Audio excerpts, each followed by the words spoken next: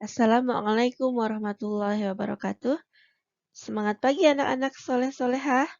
Bagaimana kabarnya hari ini? Ibu berharap anak-anak semua dalam keadaan sehat selalu dan tentunya masih semangat walaupun belajar dari rumah. Pada video pembelajaran kali ini kita akan belajar di tema 1 indahnya kebersamaan, pada subtema 2 kebersamaan dalam keberagaman, dan kita akan belajar mengenai materi gagasan pokok dan gagasan pendukung dalam bentuk diagram. Sebelum kita mulai pembelajaran, marilah kita berdoa terlebih dahulu.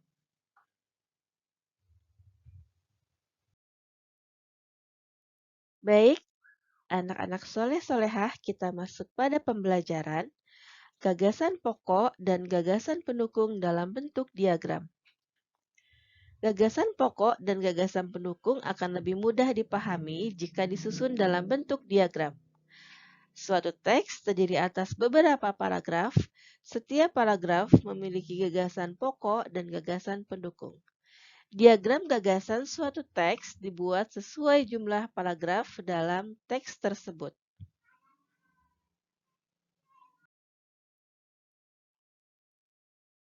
Cara menentukan gagasan pokok dan gagasan pendukung dalam bentuk diagram. Bacalah paragraf dengan seksama, cermatilah kalimat pertama hingga kalimat terakhir, tentukanlah gagasan pokok dan gagasan pendukung paragraf. Gagasan pokok adalah bagian inti, dapat ditulis di bagian atas atau tengah. Gagasan pendukung adalah cabang-cabang dari gagasan pokok, dapat ditulis di bagian samping atau bawah gagasan pokok.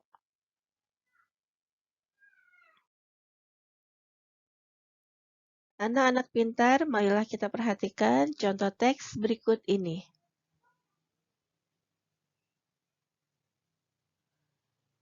Indonesia memiliki berbagai bahasa daerah, misalnya bahasa Batak, bahasa Jawa, dan bahasa Sunda.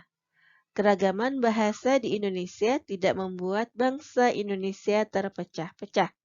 Bangsa Indonesia tetap menjadi bahasa persatuan dan kesatuan. Bangsa Indonesia dipersatukan oleh bahasa persatuan, yaitu bahasa Indonesia. Kita lihat di sini, pada teks ini, manakah yang termasuk gagasan pokok dan manakah yang termasuk gagasan pendukung.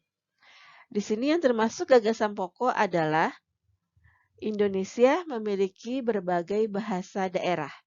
Lalu manakah yang termasuk gagasan pendukung? Yang termasuk gagasan pendukung adalah misalnya bahasa Batak, bahasa Jawa, dan bahasa Sunda.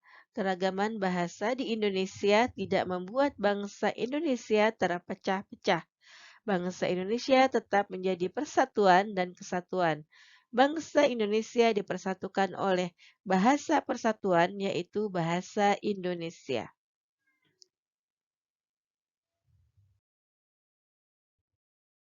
Baik, anak-anak soleh-solehah, kita lihat contoh gagasan pokok dan gagasan pendukung dalam bentuk diagram.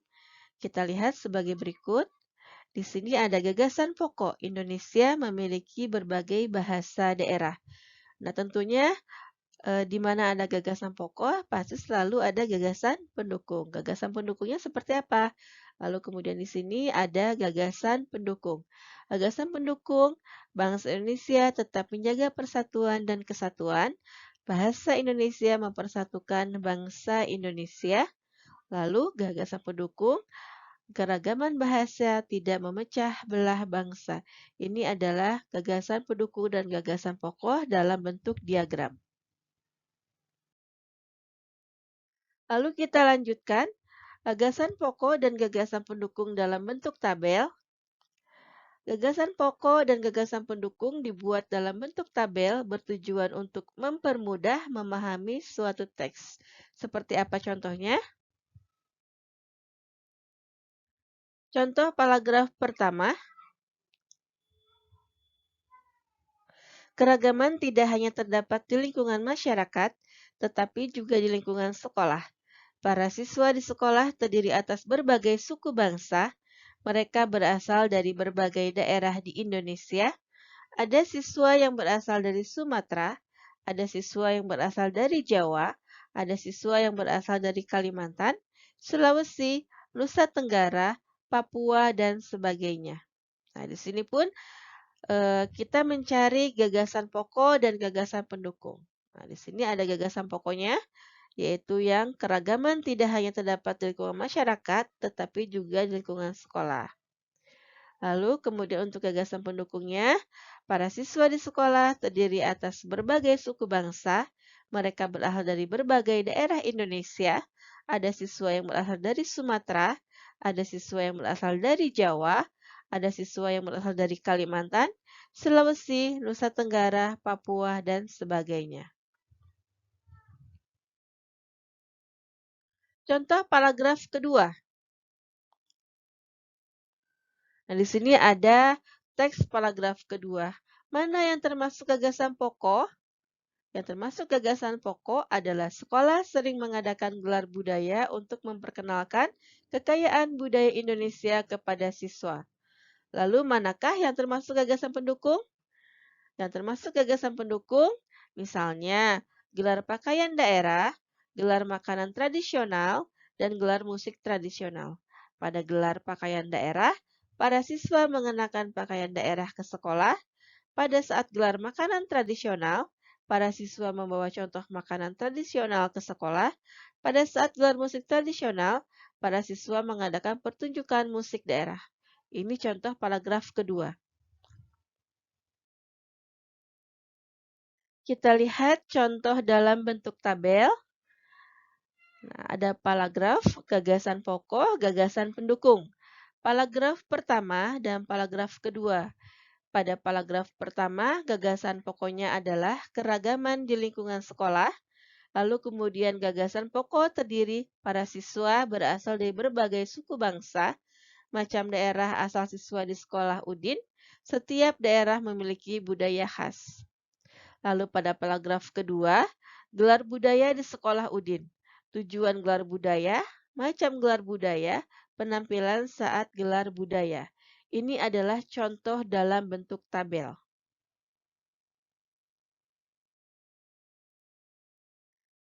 Nah, bagaimana untuk membuat ringkasan teks dengan peta pikiran?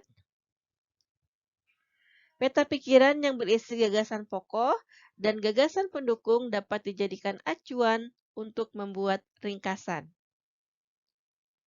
Meringkas isi teks sama dengan menulis kembali isi teks secara singkat.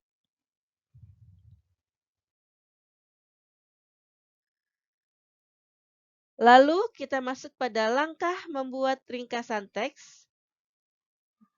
Langkah-langkahnya sebagai berikut.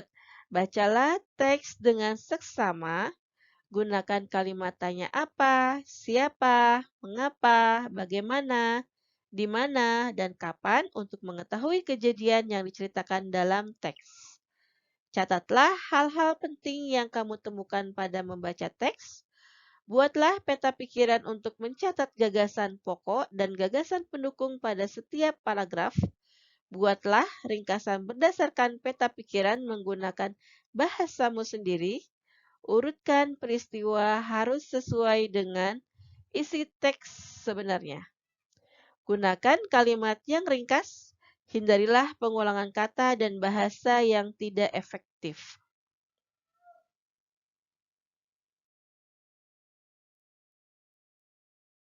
Anak-anak soleh, soleha, alhamdulillah. Pembelajaran hari ini sudah selesai. Mudah-mudahan apa-apa yang kita pelajari, apa-apa yang kita lakukan hari ini bisa bermanfaat untuk kita semuanya. Selamat belajar dan tetap semangat. Jangan lupa selalu menjaga kesehatan, selalu mencuci tangan, memakai masker jika berpergian, menjaga jarak, memakan makanan bergizi, dan tetaplah di rumah. Demikian, Assalamualaikum warahmatullahi wabarakatuh. Barakallahu fikum.